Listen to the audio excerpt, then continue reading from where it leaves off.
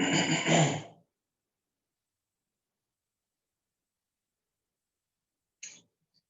Morning students.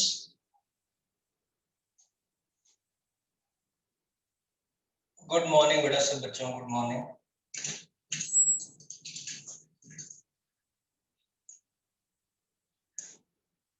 Good morning, good morning, good morning सभी बच्चों को गुड मॉर्निंग जी। नमस्कार, good morning, very good morning. चलो जी, चले आगे से स्टार्ट करें हम। ठीक है, देखो क्या है, आज हम लोग जो स्टार्ट कर रहे हैं उसका नाम है ऑप्टिकल आइसोमेरिज्म। ऑप्टिकल आइसोमेरिज्म, ध्यान से सुनना सही बच्चे। ठीक है, ऑप्टिकल आइसोमेरिज्म में बेसिकली कौन सा मॉलिक्यूल ऑप्टिकली एक्टिव है या कौन सा मॉलिक्यूल ऑप्टिकली एक्टिव नहीं है, इसके बारे में हम लोग बात करते हैं। ठीक है, तो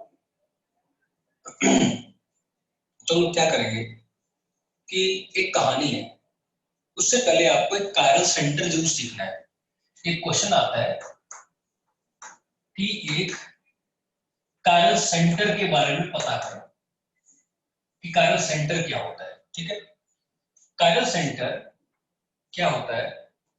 it is an sp3 hybridized atom having four different groups,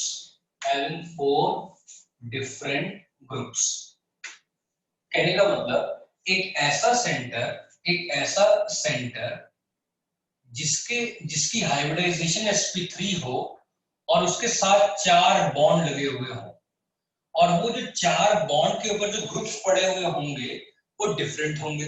मतलब अगर ये सेंटर है और इसके पास लगा हुआ ग्रुप, जैसे मान लो ए, बी, ई और डी, तो कहना ये चाहता है कि एक ऐसा सेंटर जिसकी हाइब्रिडाइजेशन sp3 हो। आप तो जानते हो अगर 4 बॉन्ड होगा तो sp3 हो जाएगा, तो इसकी हाइब्रिडेशन क्या हो साहब? sp3। और उसके साथ लगे हुए चारों के चारों ग्रुप डिफरेंट होने चाहिए, उसी को हम लोग कायरल सेंटर कहते हैं। तो जैसे कि अगर मैं लेके चलूं, ये C है, ये H, ये Me, ये फ्लोरीन एंड देन ये क्लोरीन। ठीक है, तो अगर देखा जाए इस वाले सेंटर को, जिसको कार्बन को हम लोग बात कर रहे हैं, इसके ऊपर लगे हुए चारों के चारों ग्रुप डिफरेंट हैं और इसकी हाइब्रिडाइजेशन sp3 है, तो बोलते हैं सर ये जो सेंटर है यही कायरल सेंटर है। अगर सेंटर के अंदर कार्बन पड़ा है तो इसको कायरल सेंटर कार्बन बोलते हैं। अच्छा, पूरे पीरियोडिक टेबल के अंदर जितने भी एलिमेंट्स हैं, अगर कोई भी ऐसा एलिमेंट अपने 4 बॉन्ड रखता हो और उसके साथ चारों चारों ग्रुप डिफरेंट एटम लगाने की पॉसिबिलिटी रखता हो और sp3 हाइब्रिडेशन रखता हो, उस सेंटर को हम लोग कायरल सेंटर कहते हैं। जैसे कि मैं आपको एक और एग्जांपल बताता हूं, नाइट्रोजन के बारे में खास बात है। उससे पहले एक और चीज देखो, जैसे मान लो मैं एक रिंग को देता हूं, रिंग में मान लो जैसे कि यहाँ पे H लगा हुआ है और यहाँ Me लगा हुआ है। ठीक है, या और यहाँ पे लगा दो क्लोरीन। तो आपसे ये पूछा जा रहा है कि क्या इसमें कोई कायरल सेंटर है, तो हम कहेंगे सर 1 2 3 4, ये जो चारों के चारों कार्बन है इसके ऊपर 2 हाइड्रोजन लगे हुए हैं, तो ये सेम हो गया। मतलब ये तो कायरल सेंटर कभी नहीं हो सकता। जिस कार्बन के ऊपर चारों के चारों एलिमेंट डिफरेंट होंगे वही कायरल सेंटर होता है। ओके, तो अगली बात क्या हुई, हमने ये देखा इसके साथ H लगा तो इसके साथ भी ऑब्वियसली H लगा हुआ है। कल बात मैंने आपको बताई थी कि H नहीं लगा हुआ है, आप लोग आईटी और मेडिकल खानदान से नहीं हो, आपको H लगाकर नहीं देगा, बट मैं एक बार लगाकर दे रहा हूँ। तो ये 1 2 3 4, ये तो कायरल सेंटर कभी नहीं हो सकता। अब हम इसके बारे में पता करते हैं। तो इस कार्बन के पास मिथाइल है, हाइड्रोजन है, और रिंग के अंदर एक पॉसिबिलिटी होती है कि जिस सेंटर के पास आप चारों ग्रुप पता करना चाहते हो, 4 बॉन्ड है ना, तो एक मिथाइल और एक हाइड्रोजन, बचे हुए 2 ग्रुप्स कौन से हैं? तो बचे हुए 2 ग्रुप जो है वो ऐसा होता है, एक क्लॉकवाइज गिना जाता है और एक एंटी क्लॉकवाइज। तो ये हो जाएगा C CCl CH2 CH2 CH2 CH2 C, clockwise में। तो जब मैं क्लॉकवाइज में गया तो अगर मैं नंबरिंग 1 2 सेकंड नंबर पे क्लोरीन आया। ओके, अब यहां से अगर मैं एंटी क्लॉकवाइज देखूं तो क्या होगा, C CH2 CH2 CH2 CH2 CCl and then C, मतलब 1 2 3 4 5 6 6 नंबर पे आया क्लोरीन। तो मुझे बात बताओ, 1 क्लोरोब्यूटेन और 2 क्लोरोब्यूटेन दोनों डिफरेंट हुआ या सेम हुआ? ऑब्वियसली डिफरेंट हुआ। तो रिंग के केस में भी ऐसा ही होता है, अगर क्लॉकवाइज घूमने पर और एंटी क्लॉकवाइज घूमने पर आइम्पैक्ट नेम डिफरेंट आ रहा हो तो हम मानते हैं कि इसके ऊपर लगा हुआ जो ग्रुप है वो डिफरेंट होगा। तो हम क्या कहते हैं, सर ये भी कायरल सेंटर है। अब अगर हम बात करें इस क्लोरीन की, तो क्लोरीन के लिए क्या होगा, मतलब इस वाले कार्बन की अगर हम बात करें तो इसके ऊपर एक क्लोरीन लगा और एक हाइड्रोजन लगा हुआ है। क्लॉकवाइज घूमूंगा तो आपको दिख रहा है CH2 CH2 CH2 CH2 this 6 number पे आ रहा है। अगर मैं एंटी क्लॉकवाइज घूमूंगा तो सेकंड नंबर पे आ रहा है। तो इस कार्बन के पास दो दो कायरल सेंटर हो गए।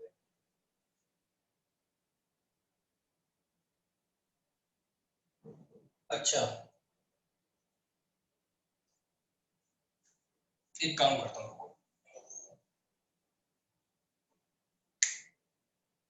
अब चलेगा? अब ठीक है भाई लोग? अब ठीक है बेटा?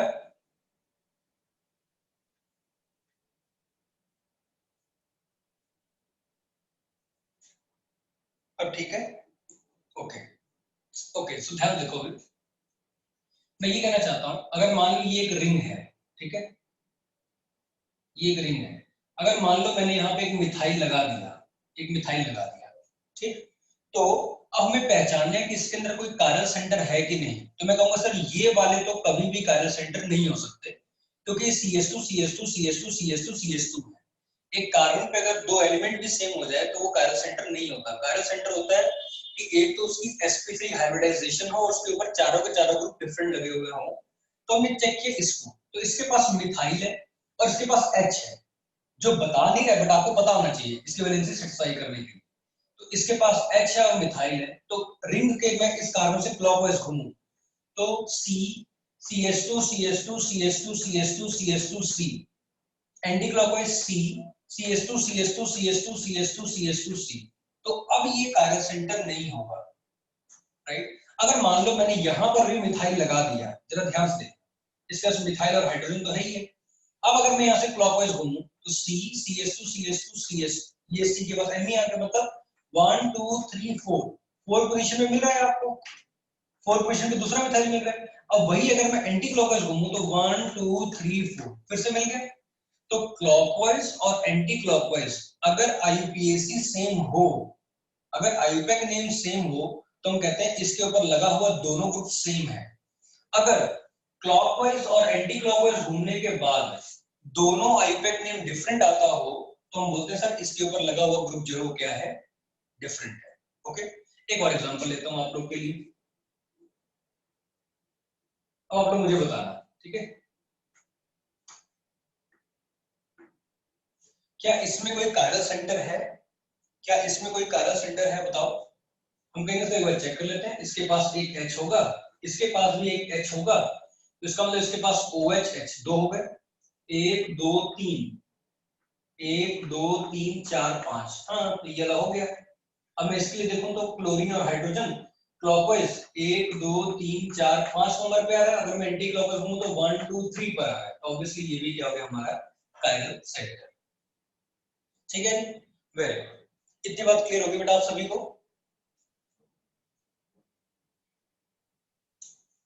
अब एक और चीज देखो,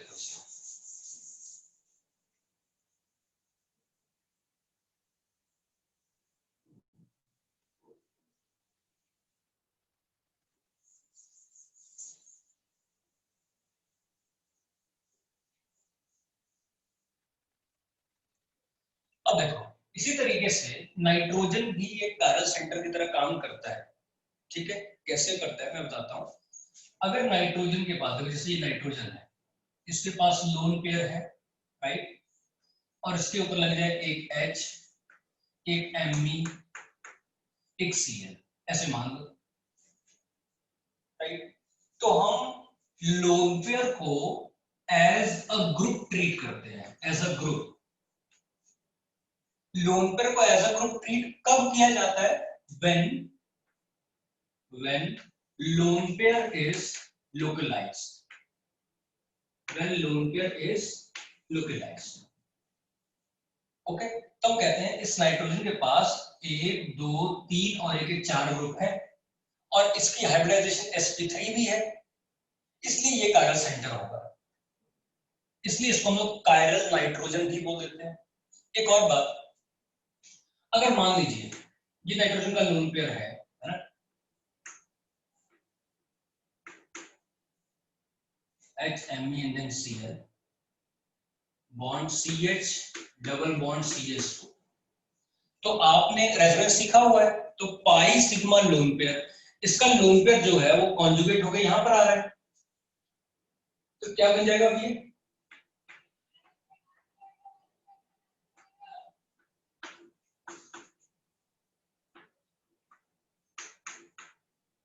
तो आप देख रहे हो इस केस के अंदर जो नाइट्रोजन का लोन पेयर है, नाइट्रोजन का lone pair that is delocalised. Delocalised का मतलब क्या होता है? Busy in resonance, busy in resonance. तो अगर लोन पेयर लोकलाइज होता है तभी हम उसको एज अ ग्रुप ट्रीट करते हैं, बट अगर लोन पेयर डीलोकलाइज हो गया तो हम उसको एज अ ग्रुप ट्रीट नहीं करते हैं। ठीक है, बता तो रहा हूं, अगर लोन पेयर लोकलाइज रहा मतलब लोन पेयर रेजोनेंस में बिजी नहीं हुआ तो उसको एज अ ग्रुप मानते हैं और चेक करते हैं भाई बाकी ग्रुप डिफरेंट है, तो हम कहेंगे बाकी ग्रुप डिफरेंट है, तो चारों के चारों ग्रुप डिफरेंट हुए तो ये कायरल नाइट्रोजन हो जाएगा। अब इसकी बात करें तो क्या इसमें कोई कायरल सेंटर है? हम कहेंगे नहीं है, क्योंकि नाइट्रोजन के लोन पेयर की डोनेशन हो गई, ये डीलोकलाइज हो गया। ओके, तो जो डीलोकलाइज होता है वो रेजोनेंस में बिजी होता है, इसलिए इसके पास चार ग्रुप बचेंगे, 1 2 3 बचा बस इसके पास। ओके गाइस, क्लियर होगी बात इतनी? एक एक एग्जांपल दूं आपको।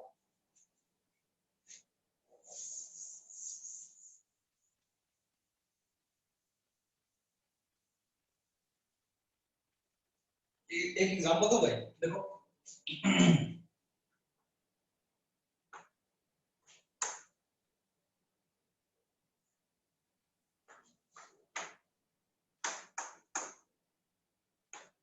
ये पेपर में पूछा हुआ है आपको क्वेश्चन, है ना?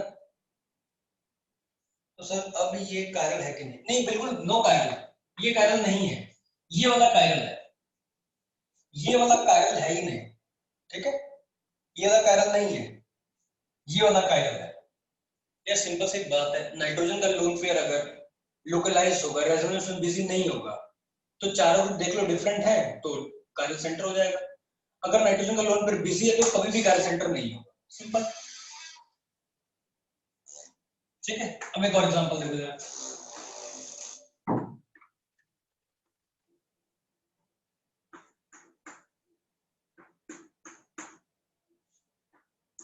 बताओ क्या इसमें कोई कायरल सेंटर है पहले वाले में? तो हम कहेंगे यस, इसके पास एक CH3 ग्रुप है, एक रिंग है और एक ये है और लोन पेयर लोकलाइज है, तो हम बोलेंगे वन कायरल सेंटर हो गया इसके अंदर, है ना?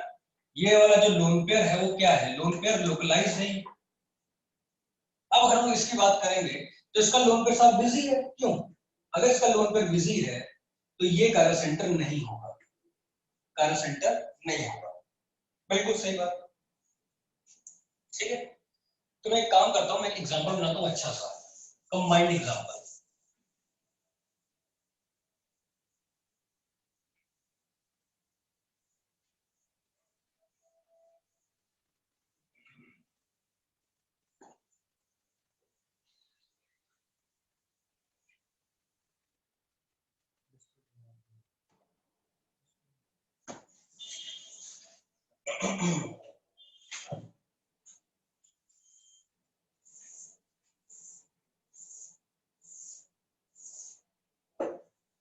लो भाई ढूंढो जरा।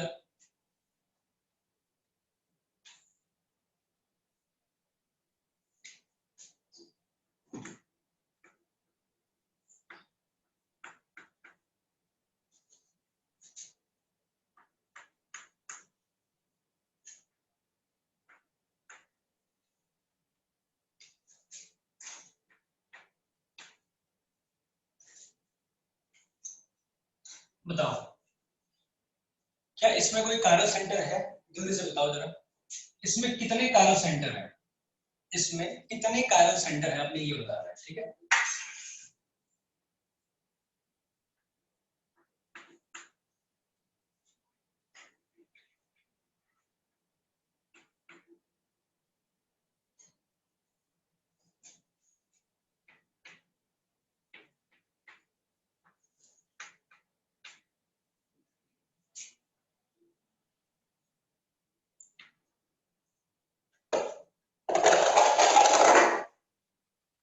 बताओ भाई शाबाश। पहले वाले में कितना कह रहे हो? 5, कई बच्चे 3, कई बच्चे 4, कई बच्चे 2। तो ठीक है, देखो एक सिंपल सी बात है, एक तो मुझे कायरल सेंटर यही दिख रहा है, ये वाला एक हो गया।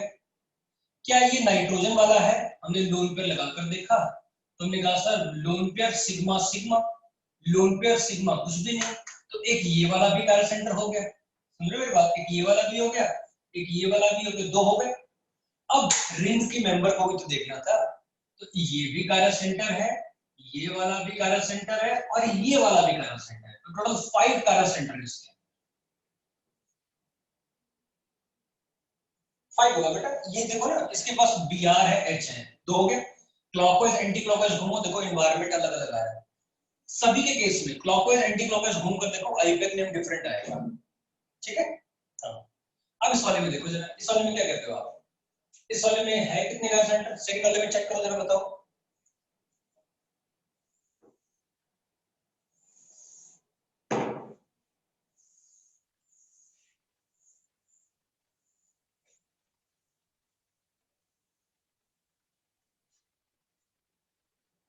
सेकंड वाले में चेक करो जरा जल्दी से।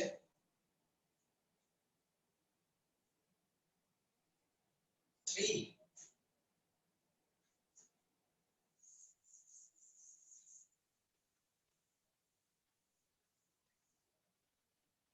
देखो जरा, एक ये वाला हो जाएगा, क्यों? इसके पास क्लोरीन और ब्रोमीन तो लगे हुए हैं, एक हो गया। क्या ये नाइट्रोजन है क्या? नाइट्रोजन, नाइट्रोजन इस टाइम पे नहीं होगा, कैसे नहीं होगा? देखो नाइट्रोजन पे लोन पे लगा देना, देखो पाई सिग्मा लोन पे जाएगा यहाँ पे, पाई बॉन्ड उठ के जाएगा यहाँ, तो कॉन्जुगेशन है इसके अंदर, तो ये तो नहीं होने वाला। बट अबाउट दिस ये भी हो जाएगा, क्यों? बट अबाउट दिस ये भी हो जाएगा, ये वाला भी हो जाएगा, तो टोटल 3 हो गए बेटा, 3। एक ये वाला, ये नाइट्रोजन तो नहीं होगा, ये नाइट्रोजन का तो मतलब नहीं होता, पाई सिग्मा लोन पर कॉन्जुगेशन में है। एक ये वाला हो जाएगा OH H clockwise anti clockwise, ठीक है? 3 हो जाएंगे, ठीक है भाई? क्लियर होगी इतनी बात, फिर हम आगे चले।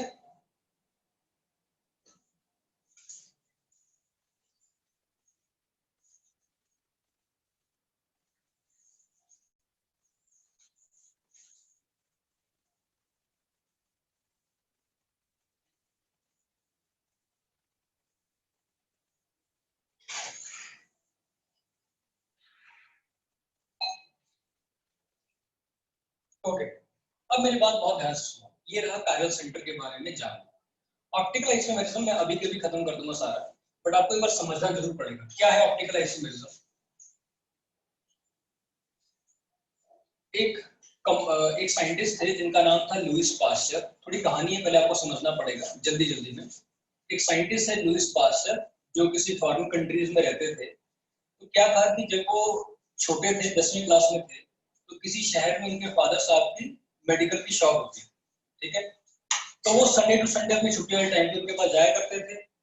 तो हुआ क्या कि एक दिन उन्होंने क्या देखा कि आसपास के इलाके में किसी बच्चे को कुत्ते ने काट लिया, डॉग बाइटिंग हो गई, और वो लोग मेडिसिन वाली शॉप पे ना आकर या डॉक्टर के पास ना जाकर, वो साथ में एक वेल्डिंग वाला इंसान बैठा था जो लोहा वगैरह वेल्ड करता है, उसके पास गए, और जैसे मान लो उसने यहाँ पे काटा था तो उसने लोहा गर्म करके यहाँ पे टच कर दिया। तो बड़ा दर्दनाक सी कहानी थी, राइट? तो उस टाइम पर लुइस पास्चर जी को बहुत बुरा लगा, और उस दिन उन्होंने कसम खाई कि मैं बड़ा होकर इसकी दवाई बनाऊंगा, ठीक है?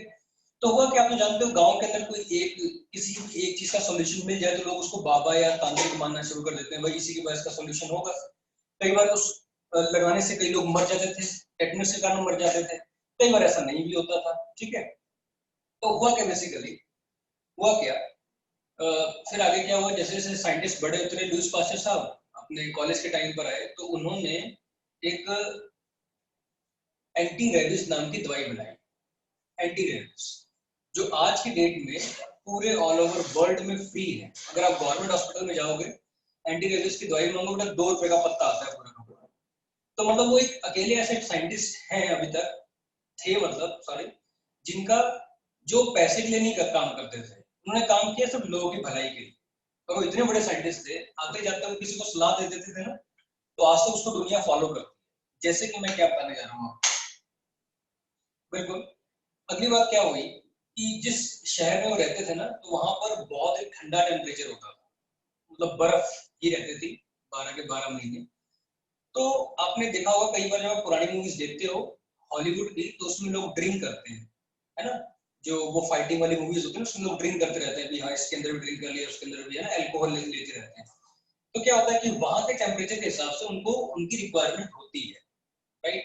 तो क्या हुआ, वो पहले उस टाइम के जो लोग थे ना, वो अपने घरों में जमीन वगैरह खोद कर उसके अंदर पूरा अल्कोहल वगैरह बनाकर उसको स्टोर करके रखते थे। आप ये बात सुनते हो ना कभी कभी, ये जो वाइन है ये 2000 साल पुरानी, या पता नहीं कितने 200 साल पुरानी, या 100 साल पुरानी, बहुत महंगी बिकी, करोड़ों की बिकी। आखिर वो कैसे होता है पॉसिबल? तो क्या था, उस टाइम से या उस टाइम से पहले से भी लोग वाइन वगैरह बनाकर ना स्टोर करके रखते थे, ऊपर ऊपर छतों में वगैरह रखते थे, मतलब इस तरीके से खूब रखा जाता था, राइट। तो हुआ क्या कि जिससे वाइन बनता है वो फसल तो पूरे 12 महीने में कभी एक ही बार आती थी, उसके बाद बार बार तो आते नहीं है। आप सुन रहे हो ना, फसल वगैरह बार बार एक्सचेंज होती रहती है। तो हुआ क्या कि वो लोग काफी सालों से परेशान थे, राइट, काफी सालों से परेशान थे कि हमारी वाइन जो हम लोग बनाते हैं ना, वो बहुत ही जल्दी खराब हो जाती है, हम लोग इतना सारा स्टोर करके रखते हैं और वो खराब हो जाती है। तो इसके लिए क्या किया जाए, तो वही उसी इलाके में हमारे लुईस पास्चर जी साहब रहते थे, तो उनके पास गए। और जब उनके पास गए तो उनसे पूछा कि साहब बताइए इसके बारे में क्या किया जाए, इसको लॉन्ग लास्टिंग कैसे रखा जाए। तो साइंटिस्ट ने सोचने वगैरह के बाद, बहुत सारे एक्सपेरिमेंट करने के बाद बताया उनको कि वाइन को खूब ज्यादा बॉईल करो, उसके बॉइलिंग टेम्परेचर से भी ज्यादा उसको बॉईल करो और एकदम सडन कूल कर दो। तो ये जो मेथड है इसको बोलते हैं पास्चराइजेशन। आपने बायो में पढ़ा होगा। तो ये पास्चराइजेशन नाम जो है लुईस पास्चर जी के नाम से आया। Are you getting my point? तो जैसे दूध, कई बच्चों को अगर नहीं समझ में आएगा दोबारा बताता हूँ। जैसे दूध को आप लोग बॉईल करते हो, ठंडा लेकर आते हो, आप लोग बॉईल करते हो, उसके मैक्सिमम टेम्परेचर से भी ज्यादा उसको बॉईल करते हो, फिर सडन आप उसको बंद कर देते हो हीट को, उसको बोलते सडन कूलिंग करना, राइट। ओके, सो ये साइंटिस्ट का नाम था और यहीं से पास्चराइजेशन का मेथड आया था। बट साइंटिस्ट जो है यहाँ तक नहीं रुके, आगे बढ़े वो एक ऐसे, वो अपने शहर वगैरह को सब कुछ छोड़कर चले गए। उनका ध्यान क्रिश्चियंस के ऊपर आना शुरू हुआ, जो क्रिश्चियंस वगैरह होते हैं ना, उनके ऊपर आना शुरू हुआ कि आखिर ये क्रिश्चियन क्या है, इनके ऊपर क्या कहानियां हैं। इनके ऊपर पता लगाने के लिए वो अपना शहर गांव वो सब छोड़कर अपने किसी और देश में चले गए। तो उसके बाद क्या हुआ, देखो मैं अभी कहानी बहुत शॉर्ट में बता रहा हूँ, ये कहानी बताने में कम से कम तो आधा घंटा लगता है, मैं बहुत शॉर्ट में बता रहा हूँ आपको, ठीक है। तो हुआ क्या, जब साइंटिस्ट वहां पर पहुंचे, एक ऐसे लैब के अंदर पहुंचे जहां पे बहुत बड़े बड़े साइंटिस्ट पहले से काम कर रहे थे, ठीक है। और अभी जो हमारे लुईस पास्चर साहब थे, अभी ये यंग एज में थे। जब वहां पर पहुंचे तो 2-3 महीने तक वो पूरा उसी लैब के अंदर पड़े होते थे, उनको कुछ समझ में नहीं आया करना क्या है, करना क्या, बहुत कुछ उन्होंने रिसर्च किया। और कुछ टाइम के बाद, 3-4 महीने के बाद, उनको उस लैब के अंदर एक ऐसी चीज दिखाई दी जो आज से पहले किसी और ने नहीं देखी थी, ऑब्जर्वेशन काइंड ऑफ। हुआ क्या, एक टेबल के ऊपर लैक्टिक एसिड का पाउडर पड़ा हुआ था। आप इमेजिन करो कि इस हाथ में पाउडर पड़ा हुआ है, ओके, पाउडर पड़ा हुआ है व्हाइट कलर का, लैक्टिक एसिड पड़ा हुआ था। और आप तो जानते हो टेम्परेचर ठंडा होता है, मां से घूर रहे थे। तो क्या वो ब्लर होना शुरू हुआ, मेरे ख्याल से मेरी बात समझ गए ना, है ना। तो क्या हुआ, वो ब्लर हो रहा था सब चीजें। तो क्या हुआ कि उन्होंने क्या देखा उस लैक्टिक एसिड में, उन्होंने कहा कि मेरे को ये जो एसिड है ना, एक राइट साइड को झुके हुए नजर आ रहे हैं और कुछ लेफ्ट साइड को झुके हुए नजर आ रहे हैं। मतलब वही जो सॉल्ट था, जो सॉल्ट आपके सामने रखा गया था पाउडर फॉर्म में, उन्होंने कहा कि मैंने जब magnifying lens, super magnifying lens से उस लैक्टिक एसिड को देखना शुरू किया, तो काफी समय के बाद मुझे ये दिखा कि उसमें से कुछ पार्टिकल्स ऐसे हैं जिनका झुकाव राइट साइड को है और कई ऐसे पार्टिकल हैं जिनका झुकाव लेफ्ट साइड को है, राइट। चलो, तो हुआ क्या, साइंटिस्ट ने देखा कि कुछ पार्टिकल ऐसे हैं जिनका झुकाव राइट साइड को है और कईयों का झुकाव जो है वो लेफ्ट साइड को है। ओके, तो साइंटिस्ट ने क्या किया, एक वो प्लकर नहीं होता, प्लकर है ना, उससे भी छोटा मतलब चीज जो था, पार्टिकल था, उससे उन्होंने राइट साइड वाले झुकाव वाले को राइट करना शुरू किया, लेफ्ट वाले को लेफ्ट करना शुरू किया। सोचो, एक पाउडर की फॉर्म के पार्टिकल्स को उन्होंने राइट वाले को राइट के, लेफ्ट वाले को लेफ्ट। आप इमेजिन नहीं कर सकते, बट मैं आपको बता सकता हूँ। मान लो मैं आपको किसी कमरे के अंदर भेज रहा हूँ और उसके अंदर राइट हैंड साइड वाले ग्लव्स और लेफ्ट हैंड साइड वाले ग्लव्स पड़े हुए हैं, ठीक है, राइट वाले राइट में पड़े हुए थे, लेफ्ट वाले लेफ्ट में पड़े हुए थे। मैंने आपको बीच में खड़ा करते हुए भाग कर आया, मैंने सबको मिक्स कर दिया। सोच लो 5-10 लाख थे ये ग्लव्स, मैंने सबको मिक्स कर दिया और मैंने कहा कि चलो इसको राइट वाले को राइट करो, लेफ्ट वाले को लेफ्ट करो। तो आपके लिए बड़ी मुश्किल हो जाएगी, है ना। ये तो फिर भी ऐसा था कि आप पहन पहन कर उसको अलग कर सकते थे। तो आप सोचो कि उन्होंने सॉल्ट वाले पार्टिकल को राइट वाले को राइट किया, लेफ्ट वाले को लेफ्ट, है ना। तो आगे क्या हुआ, उन्होंने जब राइट वाले को राइट में किया और लेफ्ट वाले को जब लेफ्ट में किया ना, तो उन्होंने उसको एक कंटेनर के अंदर लिया, ठीक है, एक कंटेनर के अंदर लिया। और उससे इन सब बातों से पहले मैं एक बात सिखाना चाहता हूं, और लेफ्ट वाले को एक कंटेनर के अंदर लिया, लेकर रख लिया। अब मेरी बात को ध्यान सुनना, एक अनपोलराइज्ड लाइट होती है ना, this is called unpolarised light. Unpolarised light, unpolarised का मतलब जैसे कोई ट्यूबलाइट लगी हुई है, ठीक है ना, इसकी हर एक डायरेक्शन में लाइट जा रही है, जिसको बोलते हैं अनपोलराइज्ड। पोलराइज्ड का मतलब किसी एक डायरेक्शन में ही इस लाइट का जाना। तो इस अनपोलराइज्ड लाइट को एक निकोल प्रिज्म से पास किया गया था, ठीक है, इसको बोलते हैं निकोल्स प्रिज्म। मैं आपको बताता हूं आखिर ये प्रिज्म कैसा था। आप इमेजिन करके चलिए कि एक पेड़ के मैंने एक स्क्वायर फॉर्म में एक लकड़ी को पूरा काट दिया, ठीक है। जैसे मान लो एक प्रॉपर गट्ठा है लकड़ी का टुकड़ा है स्क्वायर फॉर्म में, और एक धागे की साइज जितना ना मैंने उसको पूरा तोड़ रखा है। समझ गया मेरी बात, मतलब उसमें जो स्लिट्स बनी हुई है वो धागे की जितनी बनी हुई, ठीक है। एक पूरा लकड़ी का गट्ठा है, लकड़ी का टुकड़ा है, उसमें मैंने धागा लेकर मतलब इतना फाइन उसमें से स्लिट्स बना रखी है, और उस स्लिट्स में से पीपीएल को पास किया गया। तो सारी के सारी प्लेन्स कट गए एक्सेप्ट वन, सारे प्लेन जो है फिल्टर हो गए एक्सेप्ट वन। ओके, सारे फिल्टर हो गए एक्सेप्ट वन। तो इसी को बोलते हैं हम लोग प्लेन पोलराइज्ड लाइट। इसको हम लोग क्या बोलते हैं, पीपीएल, प्लेन पोलराइज्ड लाइट। बस करो यार तुम लोग, अभिषेक तू हटेगा नहीं बेटे। चलो देखो देखो, तो वो क्या, प्लेन पोलराइज्ड लाइट। इस पीपीएल को हमने फिर क्या किया, एक पोलैरिमीटर में से पास किया, एक पोलैरिमीटर में से पास किया।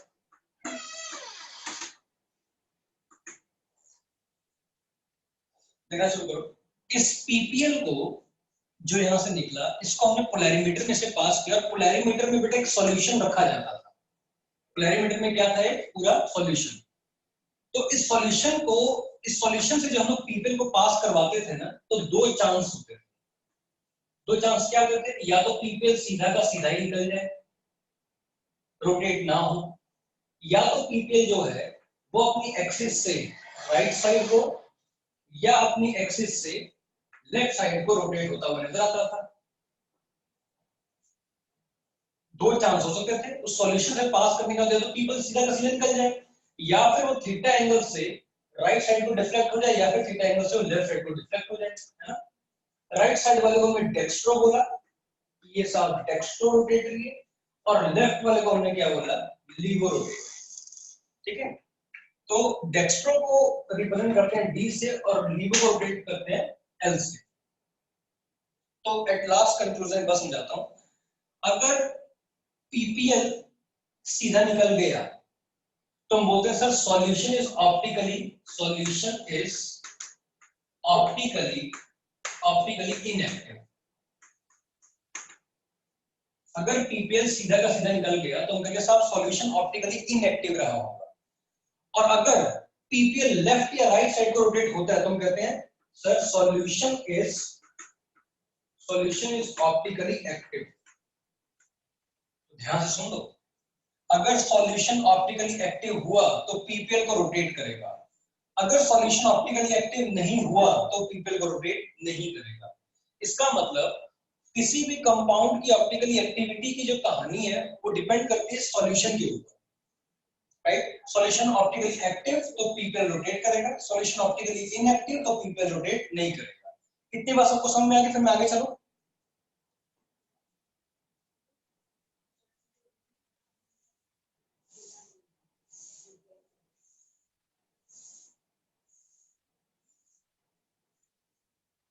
राइट, तो हुआ क्या, अगर ध्यान से देखना,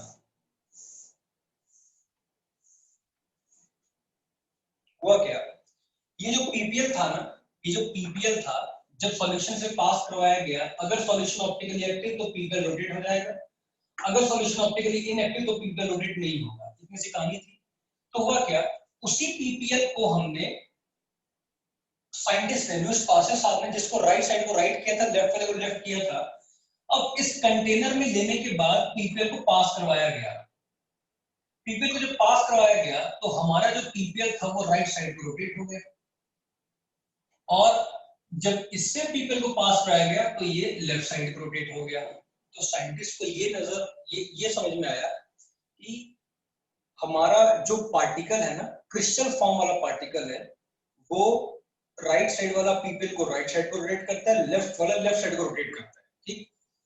और जब उन्हीं को साइंटिस्ट ने कहा, जब मैं उन दोनों को एक दूसरे के सामने रखता हूं तो बिल्कुल दिखने में एक दूसरे की मिरर इमेज की तरह होते हैं, दिखने में बिल्कुल एक दूसरे की मिरर इमेज की तरह होते हैं।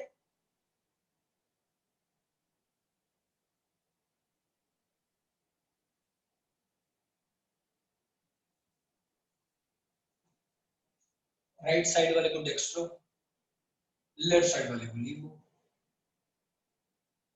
क्या पता कैसे चला, मतलब नाम दिया है उसने, साइंटिस्ट ने, कि अगर पीपल राइट साइड को रोटेट होगा उसको डेक्स्ट्रो बोलते हैं, डेक्स्ट्रो रोटेटरी बोलते हैं, अगर पीपल लेफ्ट साइड को रोटेट हो तो उसको लीवो रोटेटरी बोलते हैं। पता कैसे चला, मतलब साइंटिस्ट ने नाम रखा है यार उसका। प्लीज अपने डाउट लिखकर यहां देखना शुरू किया करो, ठीक है। तो साइंटिस्ट ने क्या कहा कि सर राइट वाला राइट को रोटेट करता है, लेफ्ट, क्योंकि ऑप्टिकल आइसोमेरिज्म एक ऐसा चैप्टर है ना जो समझ में नहीं आता, जब तक इसका एट द एंड कंक्लूजन नहीं समझ पाओगे ना तब तक नहीं समझ में आएगा, और एट द एंड कंक्लूजन तभी आएगा जब आप सारी कहानी से आते हुए जाओगे, ओके। तो राइट वाले राइट रोटेट किया, लेफ्ट वाले लेफ्ट रोटेट किया, और साइंटिस्ट ने बोला जब मैं राइट और लेफ्ट वाले एक दूसरे के सामने रखता हूं तो दिखने में एक दूसरे की मिरर इमेज की तरह होता है, और जब इससे मैंने पीपल को पास करवाया तो राइट वाले ने राइट को किया और लेफ्ट वाले ने लेफ्ट को रोटेट करके पीपल को सीधा निकाल दिया। तो अगर मैं सिस्टम में लाइट आने और जाने को देखूं तो बिल्कुल पैरेलल है। पैरेलल का मतलब जैसी लाइट आ रही थी वैसे लाइट जा रही है, मतलब पीपीएल जो था वो अनडिफ्लेक्टेड निकल गया। तो हमने कहा कि सर अगर हम दोनों को एक साथ रखते हैं तो ये क्या होगा, ऑप्टिकली इनएक्टिव। ये क्या होगा, optically inactive, but individually they are optically active, but individually they are active, they are optically active, right, but individually they are optically active। तो अब क्या हुआ, हम यहां पर पढ़ रहे सॉल्यूशन, और अभी तक जो साइंटिस्ट जहां तक पहुंचा है वो है क्रिस्टल। ध्यान सुन लो, ये एक नेट कंक्लूजन था पीपल के रोटेट होने का कि सॉल्यूशन होगा तभी हम लोग किसी भी सॉल्यूशन के ऑप्टिकली एक्टिव या इनएक्टिव होने की बात कर सकते हैं, बट साइंटिस्ट अभी तक क्रिस्टल फॉर्म के ऊपर था। तो आगे क्या हुआ मैं आपको बताता हूँ। एक दिन क्या हुआ, साइंटिस्ट ने, मैं तो देखना, साइंटिस्ट ने क्या किया, राइट वाला राइट साइड को था, लेफ्ट वाला लेफ्ट साइड को था, तो पीने के लिए पानी रखा हुआ था, है ना, पानी पिएंगे मस्त एकदम एंजॉय, समझ लो पानी था। तो क्या हुआ कि उनको डर था कि कहीं राइट वाला और लेफ्ट वाला आपस में मिल ना जाए, ठीक है। तो उन्होंने बीच में हाथ रखा हुआ था, और वो कई दिन से सोए भी नहीं थे। अचानक से क्या हुआ कि उनका हाथ ऐसे नीचे गिरा, आप समझ सकते हो, मतलब इमेजिन कर सकते हो आप लोग, ऐसे सो रहे थे वो, अचानक से एक एक राइट या लेफ्ट वाला हिस्सा, मान लो कोई भी राइट वाला हिस्सा था, वो ऐसे हुआ और उस क्रिस्टल के कुछ पार्टिकल्स जो थे वो पानी के अंदर चले गए। समझ पा रहे हो भाई लोग? सो गए तुम लोग सारे? अरे समझ में आया? सो गए? हाँ, फिर क्या हुआ? फिर क्या हुआ बताता हूँ आपको। तो जब वो पार्टिकल पानी के अंदर गए, ठीक है, पानी के अंदर गए, अच्छा आ रहा ना समझ में? जाग रहा, ठीक है। तो हुआ क्या, सुनो, वो पार्टिकल जैसे ही पानी के अंदर गए और साइंटिस्ट साहब सुबह उठे, उन्होंने कहा कि भाई ये राइट वाले पार्टिकल थोड़े कम लग रहे हैं। तो नीचे देखा, दो चार पार्टिकल वहां गिरे हुए थे, बाकी सारे के सारे पानी के अंदर चले गए। और आप जरा इमेजिन करो बहुत ज्यादा अच्छे ढंग से। आगे क्या हुआ देखो, आप जस्ट इमेजिन करो, जो सॉल्ट है, मान लो आप नमक लेकर आ रहे हो, ठीक है, नमक में राइट वाले को राइट किया, लेफ्ट वाले को लेफ्ट किया, और पीपीएल को जो आपने पास करवाया दोनों से, तो दोनों इंडिविजुअली पीपीएल को पास करवा रहे थे। पर जब मैंने उन दोनों को एक दूसरे के सामने रखा और पीपीएल को पास कराया, तो पीपीएल बिल्कुल सीधा निकल गया। अभी तक हमें ये समझ में आया कि क्रिस्टल फॉर्म में individually they are optically active, but together they are optically inactive, right? Next point क्या हुआ, जब वो पानी के अंदर चला गया, तो अब नमक को अगर आप पानी के अंदर डाल के मिक्स कर दोगे, तो सॉल्ट अपनी इंडिविजुअल आइडेंटिफिकेशन खो चुका है, ये आइडेंटिटी यू कैन से। जब सॉल्ट पानी के अंदर गया और मिक्स हो गया, तो क्या हुआ, सॉल्ट ने अपनी आइडेंटिटी खो दी, और वो पानी में जाने के बाद सॉल्यूशन बन गया। अब हम यहां तक पहुंच चुके हैं। फिर साइंटिस्ट ने ये कहा कि अब मैं पीपीएल जरा पास करके देखता हूं, तो साइंटिस्ट ने उस सॉल्यूशन से जब पीपीएल पास किया, तब भी पीपीएल रोटेट हो गया। मेरी बात को इमेजिन करने की कोशिश करें। साइंटिस्ट ये कहना चाह रहा था कि अगर आप क्रिस्टल फॉर्म में रखते हैं, तो पीपीएल रोटेट हो सकता है, नहीं हो सकता, ठीक है, बट उसकी इंडिविजुअल आइडेंटिटी खो दो, मतलब उसको हमने पानी के अंदर मिलाया। एट द एंड जो कंक्लूजन साइंटिस्ट का था वो ये था कि सर पानी में जाने के बाद वो क्रिस्टल अपनी आइडेंटिटी बिल्कुल खो चुका है, और फिर भी अगर वो पीपीएल को रोटेट कर रहा है, तो हम कहते हैं सर सॉल्यूशन जो है ऑप्टिकली एक्टिव है। तो हमने क्या किया, ऑल ओवर वर्ल्ड में सभी के सभी पार्टिकल्स को, सभी क्रिस्टल, सभी के सभी जो क्रिस्टल फॉर्म वाले पार्टिकल्स थे, उनको पानी के अंदर या किसी न किसी सॉल्यूशन को बनाते रहे, और उस सॉल्यूशन से पीपीएल को पास करवाते रहे। तो पीपीएल अगर रोटेट होता था तो हम बोले साहब सॉल्यूशन ऑप्टिकली एक्टिव है, और अगर पीपीएल रोटेट नहीं होता था तो हम कहते साहब solution optically inactive. At last दोबारा रिपीट कर देता हूँ, ऑल ओवर वर्ल्ड में जितने सारे क्रिस्टल्स थे, उनको पानी के अंदर मिलाया गया, सॉल्यूशन बनाया गया, तरह तरह के सॉल्यूशन बनाए गए, और बोला ये गया कि पीपीएल को रोटेट करो, जिस सॉल्यूशन से पीपीएल रोटेट कर जाए वो सॉल्यूशन ऑप्टिकली एक्टिव, और जिस सॉल्यूशन से पीपीएल रोटेट ना कर पाए वो सॉल्यूशन ऑप्टिकली इनएक्टिव। इतनी बात समझ में आ गई?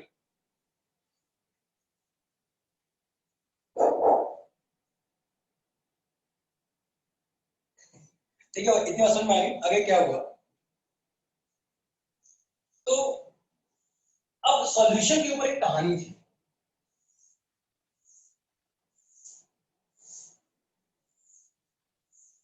अब जो है सॉल्यूशन के ऊपर साहब एक कहानी थी। क्या सॉल्यूशन के ऊपर क्या कहानी थी? अब आप तो जानते ही हो, दुनिया में लोग एंजॉयमेंट मूड में, तो सॉल्यूशन के ऊपर डिस्कशन चल रहा था साहब, कितने टाइप के सॉल्यूशन होते हैं। तो पता लगाया गया कि सॉल्यूशन दो टाइप की सिमेट्री रखता है। एक होता है, मतलब मैं तो ये कहना चाह रहा हूं, अगर क्रिस्टल पानी के अंदर चले जाए तो उसको हम मॉलिक्यूल बोलते हैं।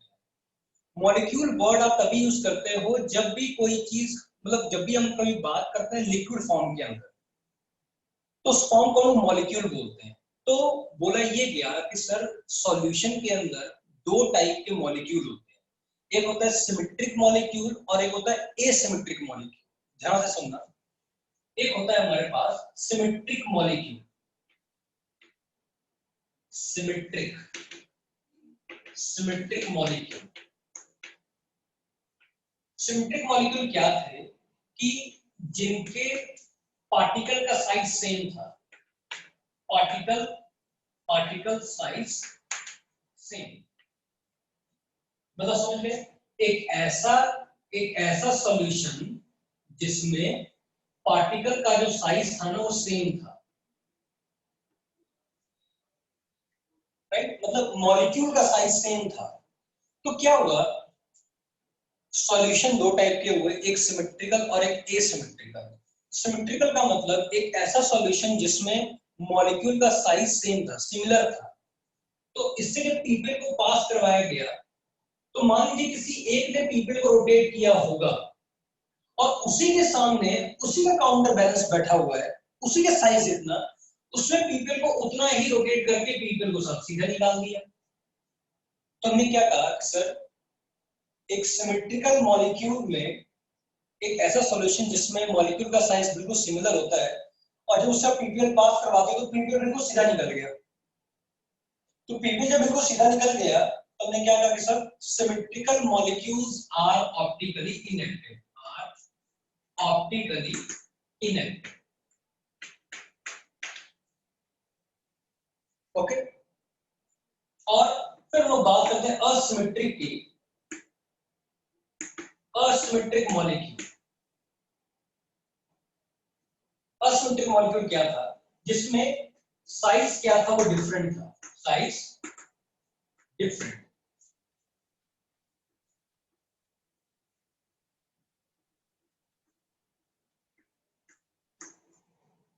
उसमें साइंटिस्ट ने कहा माने हो मैंने इसमें पीपीएल जो पास करवाया ना, तो पीपीएल या तो सीधा निकल जाए, ऐसे ऐसे गैप में से निकल जाए, या फिर मानो किसी टकराए भी तो किसी से हल्का टकरा के अपने पीपल को रोटेट कर दे। मेरे कहने का मतलब एट द एंड ये है कि पार्टिकल जब किसी, मतलब ये जो पीपीएल है किसी भी पार्टिकल से जब टकराता था ना तो सामने वाला उसको काउंटर बैलेंस नहीं मिला, तो उसमें पीपीएल को शायद कई बार लाइट से सीधी निकल गई होगी तब भी रोटेट ही पाई जाएगी, अगर किसी टकरा गई तब भी पीपल रोटेट होगा। मतलब जिस, मान लो उसने 20 डिग्री से एंगल को रोटेट किया, पीपल को रोटेट किया, तो सामने वाले काउंटर बैलेंस नहीं है तो मान लो उसने 10 डिग्री से रोटेट कर दिया तो रोटेशन तो आई। बेसिकली फंडा ये है बेटा कि आप खुद किसी भी मॉलिक्यूल को देखकर नहीं बता सकते सिमेट्रिकल है या फिर वो एसिमेट्रिकल है, राइट। तो हुआ क्या, हमने एट द एंड दो टाइप के सॉल्यूशंस को आइडेंटिफाई किया। सिमेट्रिकल होगा तो पीपीएल सीधा निकल जाएगा, तो सिमेट्रिकल मॉलिक्यूल या सिमेट्रिकल सॉल्यूशन कोई भी होगा ऑप्टिकली क्या होगा, इनएक्टिव। एसिमेट्रिकल मॉलिक्यूल जो होंगे वो पीपीएल को साथ देखो एट द एंड रोटेट कर रहे हैं, जैसे आया वैसे नहीं आया, मतलब रोटेट हो गया, तो क्या कहेंगे साथ asymmetrical molecules are basically optically active. इतनी बात आप लोग क्लियर हो गई तो बेटा फिर मैं आगे चलूं, इतनी बात क्लियर हो गई तो फिर मैं आगे चलूं भाई।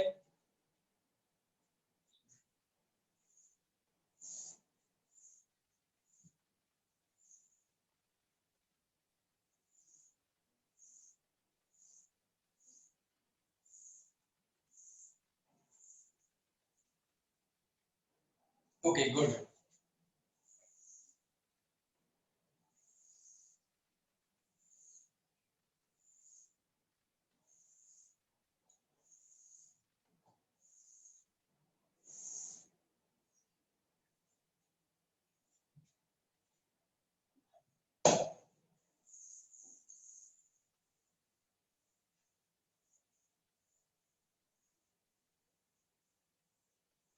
अब देखो आगे, सुनो, तो अभी तक हमें ये समझ में आया कि सॉल्यूशन दो टाइप के हुए, सिमेट्रिकल और एसिमेट्रिकल। तो सिमेट्रिकल ऑप्टिकली इनएक्टिव होता है और एसिमेट्रिकल ऑप्टिकली एक्टिव होता है, अभी तक हमें ये बात समझ में आ गई। अब दूसरी बात, क्या दुनिया के सभी मॉलिक्यूल जो ऑप्टिकली एक्टिव हैं उनका असिमेट्रिक होना ही जरूरी है या कोई और रीजन भी हो सकता है? देखो धीरे धीरे थ्योरीज आती है, धीरे धीरे एक्सप्लेनेशन आती है। तो अभी तक हमें ये चला था पता कि सिमेट्रिकल मॉलिक्यूल ऑप्टिकली इनएक्टिव होते हैं और एसिमेट्रिकल मॉलिक्यूल ऑप्टिकली एक्टिव होते हैं। तो कुछ साइंटिस्ट ऐसे थे जो बोल रहे थे कि साहब जो मॉलिक्यूल ऑप्टिकली एक्टिव हैं वो अगर एसिमेट्रिक होंगे तभी वो ऑप्टिकली एक्टिव होंगे। बट जैसे जैसे रिसर्च बढ़ती रही तो बाद में समझ में ये आया कि ऐसा नहीं है। दुनिया में कोई भी मॉलिक्यूल अगर ऑप्टिकली एक्टिव होना चाहता है उसका एसिमेट्रिक ही होना जरूरी नहीं है, वो डिससिमेट्रिक होकर भी डिससिमेट्रिक होकर भी ऑप्टिकली एक्टिव हो सकता है। Are getting a point? अब तीन वर्ड आ गए, symmetric, asymmetric, dissymmetric. Symmetric optically active होता ही नहीं है, एसिमेट्रिक ऑप्टिकली एक्टिव होते हैं। अब बात करते हैं डिससिमेट्रिक की। डिससिमेट्रिक कंक्लूजन है पूरा ऑप्टिकल आइसोमेरिज्म का, ध्यान से देखो क्या है। डिससिमेट्रिक क्या कहता है? इफ अ मॉलिक्यूल, है ना, इफ अ मॉलिक्यूल, अगर किसी भी एक मॉलिक्यूल में POS and COS are absent together, then the molecule is optically active. Then the molecule is optically active. अब मेरी बात को ध्यान सुनना। साइंटिस्ट क्या कहना चाह रहे हैं कि sir at the end conclusion यही है, किसी भी मॉलिक्यूल में अगर प्लेन ऑफ सिमेट्री, POS का मतलब प्लेन ऑफ सिमेट्री, COS का मतलब सेंटर ऑफ सिमेट्री, किसी भी एक मॉलिक्यूल में प्लेन ऑफ सिमेट्री और सेंटर ऑफ सिमेट्री एक टाइम पर एब्सेंट हो तो मॉलिक्यूल ऑप्टिकली एक्टिव होता है। अब ये POS या COS है क्या? बेसिकली मैं आपको बताता हूं। POS का मतलब प्लेन ऑफ सिमेट्री, COS का मतलब सेंटर ऑफ सिमेट्री। अब देखो मैं एक चीज बताता हूं आपको क्या है बेसिकली। अगर मैं आपको क्वेश्चन दूं, जैसे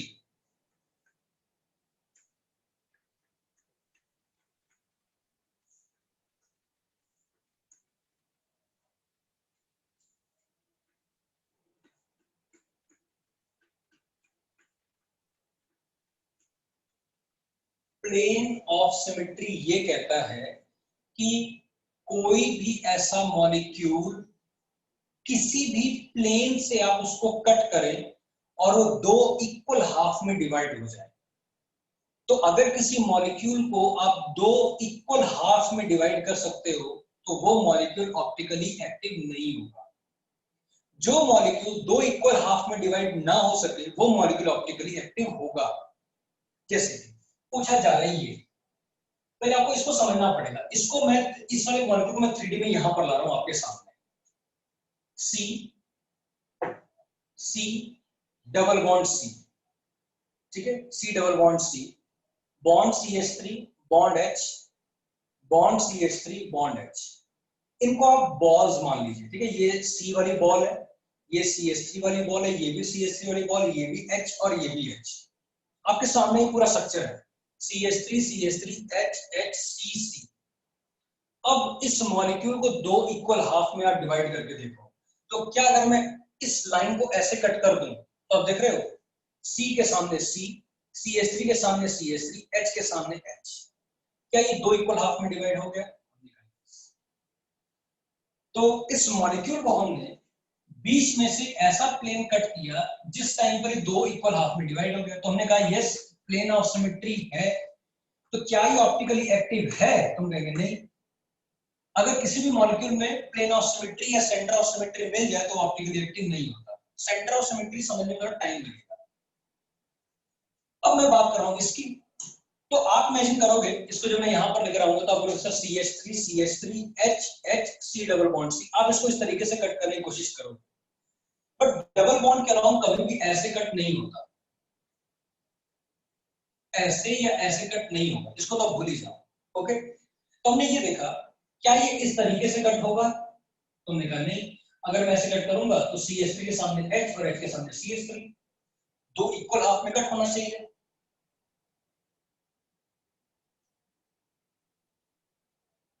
Absent together, then the molecule is optically active. Then the molecule is optically active.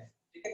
Okay, सो मैं बात करता हूं, मैं इसको दोबारा से यहां पर लेकर आता हूं, तो ध्यान से सुनो भाई। इसको समझ लो 3D में, लिखना बंद करो पहले। ये देखो यहां पे आया C C CH3 CH3 H H।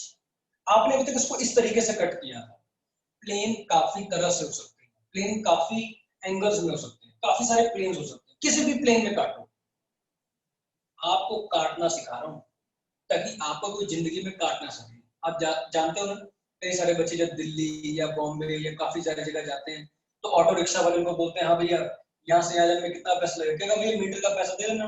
तो आपको खूब पूरा दिल्ली वगैरह खूब घुमाएगा और आपसे खूब पैसा ले लेगा मीटर के हिसाब से, है ना। तो उसमें आपको कट जाता है। तो आज मैं आपको खुद काटना सिखा रहा हूँ, तो आजकल आपको कोई काट नहीं पाएगा, ठीक है। तो ध्यान सुनो, CH3 CH3 C C H and H, okay. अभी तक हमने इस मॉलिक्यूल को ऐसे कट किया था, अब मॉलिक्यूल को आप ऐसे कट करने की कोशिश करो, देखो ऐसे। तो CH3 आधे आधे, H आधे आधे, C आधे आधे, C आधे आधे, CH3 आधे आधे, H आधे आधे, बोलो बोलो बोलो बोलो, राधे राधे। ठीक है समझ गए ना बाबू। तो क्या होगा, CH3 आधे आधे, H आधे आधे, C आधे आधे, C आधे आधे, CH3 आधे आधे, H आधे आधे। अब इसके बारे में आप क्या कहते हो? इसको कहते हैं, अगर मैं इसको इस तरीके से कट करूं ना, इस तरीके से, इसको कहते हैं बोर्ड के प्लेन में कट करना, ओके। अब यहां देखो, अब ये भी मॉलिक्यूल इस तरीके से कट जाएगा, देखो इमेजिन करो, CH3 CH3 H H C C। अगर मैं इसको ऐसे कट करूं, देखना ऊपर से, ऊपर देखना, H आधे आधे, CH3 आधे आधे, C आधे आधे, H आधे आधे, CH3 आधे आधे, पूरा मॉलिक्यूल कटता हुआ नजर आ रहा है क्या? तो इसमें भी प्लेन ऑफ सिमेट्री है, बट ऑप्टिकली एक्टिव नहीं, ओके। चार वाइट ठीक है। अब देखो इधर देखो, अब अगला क्वेश्चन जैसे ये है, मान लो कार्बन के साथ 4 से 4 H लगे हुए हैं,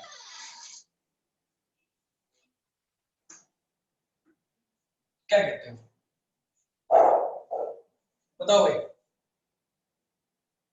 ये है, जैसे मान लो, है ना, ये मॉलिक्यूल है, तो मुझे आपको ये बताना है क्या ये ऑप्टिकली एक्टिव है कि नहीं, या क्या आप इसको दो इक्वल हाफ में डिवाइड कर सकते हो, यस और नो। ये पहले वाला है, ठीक है।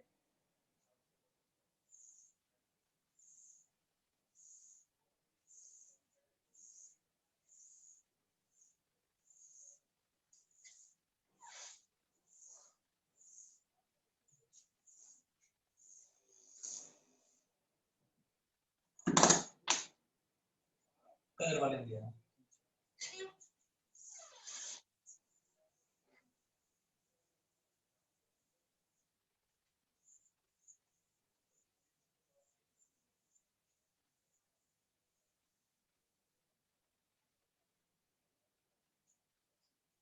देखो ये देखो, टाइम है क्या भाई, 13 मिनट है।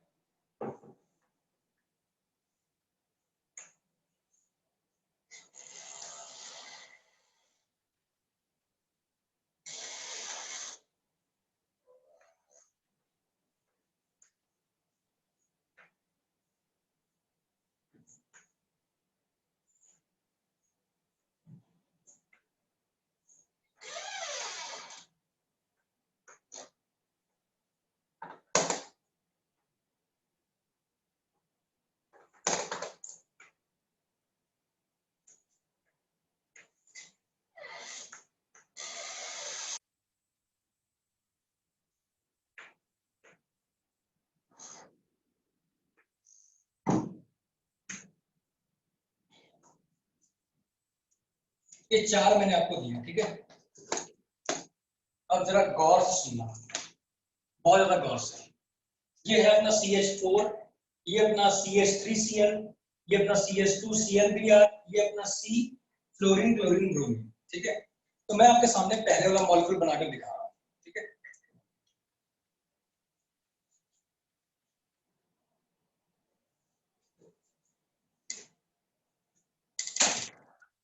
जरा ध्यान से देखो, सब लोग को दिखाई दे रहा है क्या?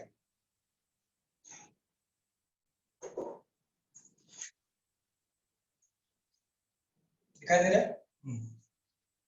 देखो, पहले वाला जो मॉलिक्यूल है ना, एक एच ऊपर, एक एच नीचे, एक एच बाहर, एक एच पीछे, एक एच ऊपर, एक एच नीचे, एक एच बाहर, एक एच पीछे, तो ये CH4 है।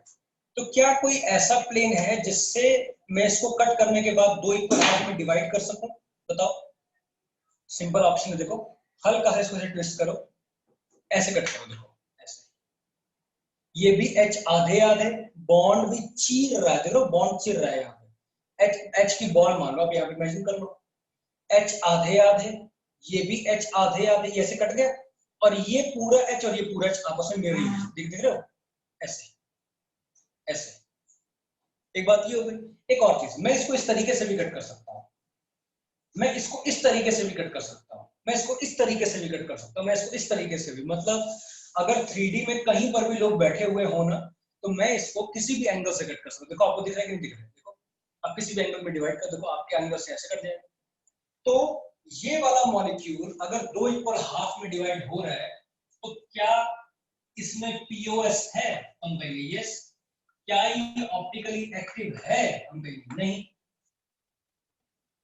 ओके, अब सेकंड वाले को देखो। सेकंड वाले में मैंने क्या किया, कुल्लू को लिया है, मैं कुल्लू अपना आगे बैठा हुआ है, देखो ये रहा कुल्लू अपना आगे की तरफ और एच पीछे की तरफ। बताओ किस तरीके से मैं कट करूं कि दो इक्वल हाफ में डिवाइड हो जाए? तो मैं क्या करूंगा, मैं कुल्लू और हाइड्रोजन को लूंगा इस तरीके से, देखो ऐसे, क्लोरीन आधे आधे, एच आधे आधे, और ये हाइड्रोजन पूरा पूरा आ जाएगा, देख रहे हो?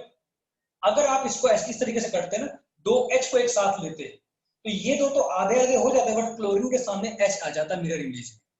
तो हमें दो इक्वल हाफ में डिवाइड करना है, तो मैं करूंगा क्लोरीन को एच के साथ लेकर कट कर दूंगा, देखो ऐसे, एच के साथ क्लोरीन के साथ कट जाएगा और ये दोनों पूरे पूरे हो जाएंगे। तो प्लेन ऑफ सिमेट्री है, बट ये ऑप्टिकली एक्टिव नहीं है। वेरी गुड, इनएक्टिव होगा सेकंड बाला भी। अच्छा, ये तुम बाला क्यों लिखते, कौन है ये बाला वाला? ओ प्रियंका, तेरे को बाला बाला वाला करवाना है क्या? बाला, बाला है वाला को लिखते हैं बाला अब आगे देखो भाई, अगले वाला एग्जांपल देखो, अगले वाला एग्जांपल गाइस, देखो इधर, दो एच ऊपर नीचे, कुल्लू आगे बुल्लू पीछे, देखो एच ऊपर एच नीचे, कुल्लू आगे बुल्लू पीछे। बताओ कैसे कट करूं, जल्दी बताओ, किसको किसके साथ लेकर कट करूं, जल्दी बताओ जरा, मैं चेक कर रहा हूं,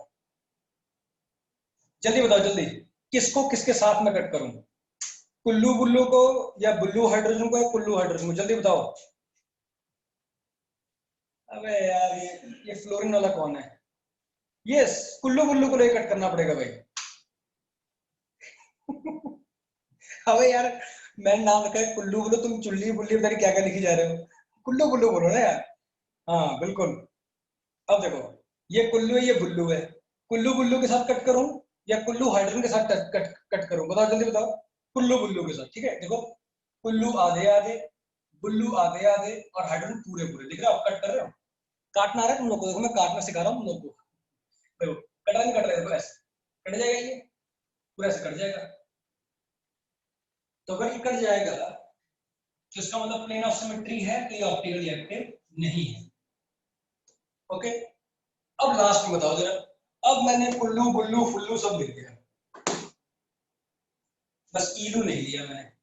अब बताओ, कुल्लू बुल्लू फुल्लू हाइड्रोजन क्या किसी भी तरीके से कट हो रहा है क्या? अब ये किसी को भी दो प्लेन लेकर कट देखो, ऐसे करके देखो, ये दो मिरर नहीं बनेंगे, इसको लेकर देखो तो ये दो मिरर नहीं बनेंगे। मतलब समझ में आया आप लोग को कि, अब ये इसमें प्लेन ऑफ सिमेट्री नहीं है, तो इसलिए ये ऑप्टिकली एक्टिव है। हाँ भाई, समझ में आया कि नहीं आया भाई? जल्दी बताओ जल्दी, शाबाश, फिर मैं आगे चलूं। जनता सो रही है, जनता सो चुकी है पूरा, आगे ना समझ में? ओके, अब देखो, अब मुझे बात बता यार,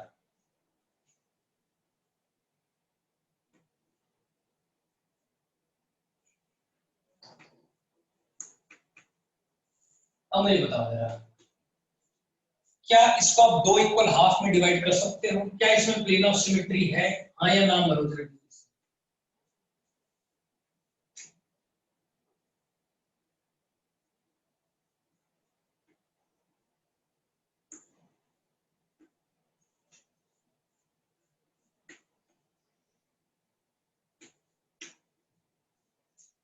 क्या पहले वाले में, क्या ये पहले वाले में प्लेन ऑफ सिमेट्री है कि नहीं भाई, जल्दी बताओ। इनएक्टिव है। कैसे? सिंपल, इसको मैं 3D में यहां पर लेकर आ रहा हूं आपके सामने। ट्रायंगल, मिथाइल आगे, मिथाइल आगे, देख रहे हो? मिथाइल आगे, मिथाइल आगे, H पीछे, H पीछे। कैसे कट करोगे? ऐसे। जब उसको ऐसे कट करोगे तो मिथाइल के सामने मिथाइल, H के सामने H। तो यस, इसमें प्लेन ऑफ सिमेट्री है, तो ये ऑप्टिकली एक्टिव नहीं है। But what about second? What about second? अबे सेकंड बताओ जल्दी। Second second second second fast.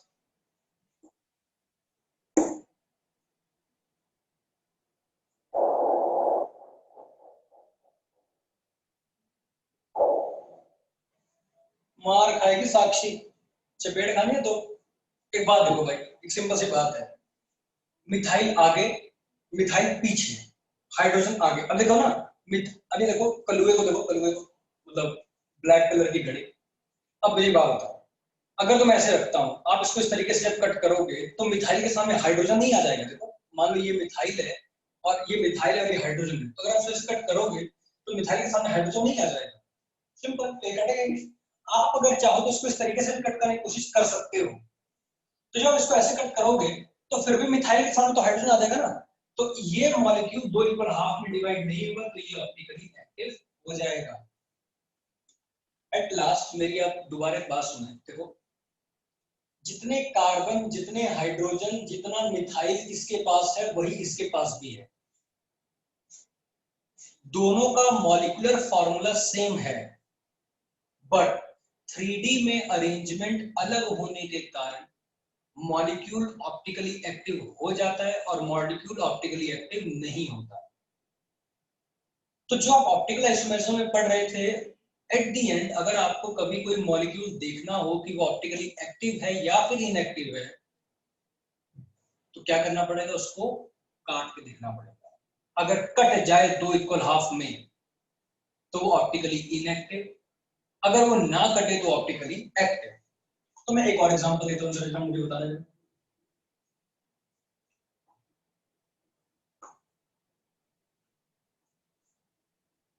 बताओ जरा, जल्दी बताओ, जल्दी बताओ भाई जल्दी।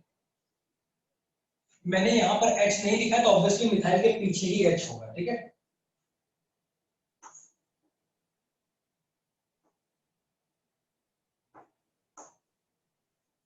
बताओ फर्स्ट वाला ऑप्टिकली एक्टिव है या इनएक्टिव, जल्दी बताओ।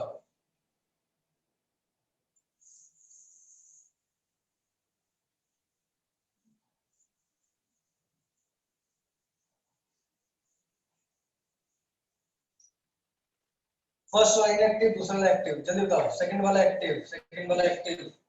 नालायक हो तुम सारे के सारे। देखो इमेजिन करो, इसको आप सामने लेकर आओ, ये रिंग है, ये रिंग है, 4 मेंबर की रिंग है, ठीक है? इसको आप समझ लो कि ये सिमेट्रिकल है, ठीक है? सिमेट्रिकल है, सिमेट्रिकल मेरे पास कुछ पड़ा नहीं, वरना मैं आपको ये लेकर दिखाता। देखो ऐसे देखो, ये भी नहीं, ये देखो ये क्या है, ये सिमेट्रिकल है। देखो मान लो ये है, ठीक है? इसमें मिथाइल आगे की तरफ और इसमें मिथाइल आगे की तरफ, देख रहे हो? दोनों मिथाइल आगे की तरफ। तो कैसे कट करोगे? आप इसको ऐसे भी कट कर सकते हो, आप इसको ऐसे भी कट कर सकते हो। अगर आप इसको ऐसे कट करोगे तो मिथाइल के सामने मिथाइल, H के सामने H। अगर आप इसको ऐसे कट करोगे तो मिथाइल आधे आधे, ये रिंग पूरी ऐसे कट जाएगी, ऐसे, है ना? मिथाइल आधे आधे, H आधे आधे, मिथाइल आधे आधे, H आधे आधे। बोलो। अब एक बात है, अगर मान लो इधर मिथाइल इधर है और इधर मिथाइल पीछे है, सेकंड वाले केस में क्या हो? मिथाइल इस वाले केस में आगे है और इस वाले केस में मिथाइल का है पीछे। तो कैसे कट करोगे बताओ? आप इसको इस प्लेन में, हॉरिजॉन्टल प्लेन में कट कर दो, ऐसे। जहां मेरा माइक है ना वहां देखो, ऐसे। सुनाई मेरी बात? देखो मिथाइल आधे आधे। मुझे बात बताओ, रिंग को आधा करने में कोई दिक्कत है क्या आपको? रिंग तो आधी हो जाएगी। अब इमेजिन करो, मिथाइल आधे आधे, H आधे। अब इसको ऐसे कट करो, ऐसे। मिथाइल आधे आधे, H आधे आधे, H आधे आधे, मिथाइल आधे आधे। हो तो क्या? हुआ कि नहीं हुआ भाई? जल्दी बताओ, यस और नो। हो गया ना? तो इसमें भी प्लेन ऑफ सिमेट्री है, इसमें भी प्लेन ऑफ सिमेट्री है तो दोनों क्या होंगे ऑप्टिकली इनएक्टिव। ओके ठीक है guys, thank you so much. और आज हम लोगों ने इसके बारे में पढ़ लिया, कल मैं आपको इनेंशियोमर, डायस्टेरियोमर, फलाना ढिमकाना सुनाऊंगा। ठीक है, तो तब तक के लिए goodbye, take care, thank you. Hopefully आप लोगों को समझ में आ गया होगा, है ना? Okay, take care, Radhe Radhe.